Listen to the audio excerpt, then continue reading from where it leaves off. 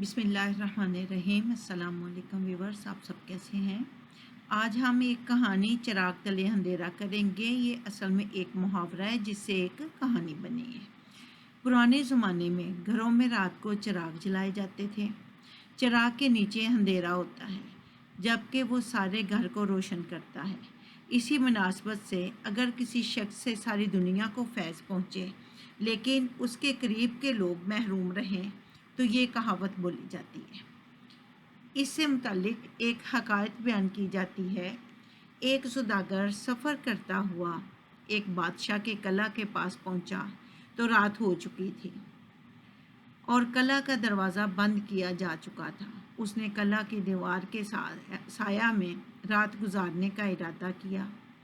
وہ سمجھ رہا تھا کہ بادشاہ کے ڈر سے کوئی چور یا ڈاکو یہاں آنے کی ہمت نہیں کرے گا، مگر رات کو چور اس کا سارا سامان چرا کر رفو چکر ہو گئے۔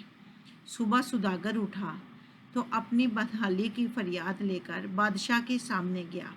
بادشاہ نے اس سے پوچھا، تم قلعہ سے باہر کھلے میدان میں آخر سوئے ہی کیوں؟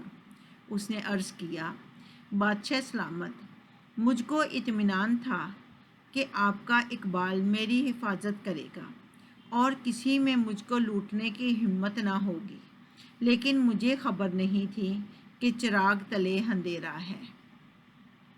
امید ہے کہ آپ کو اس حکایت کی سمجھ آ گئی ہوگی۔ دعاؤں میں یاد رکھیے گا۔ اللہ حافظ۔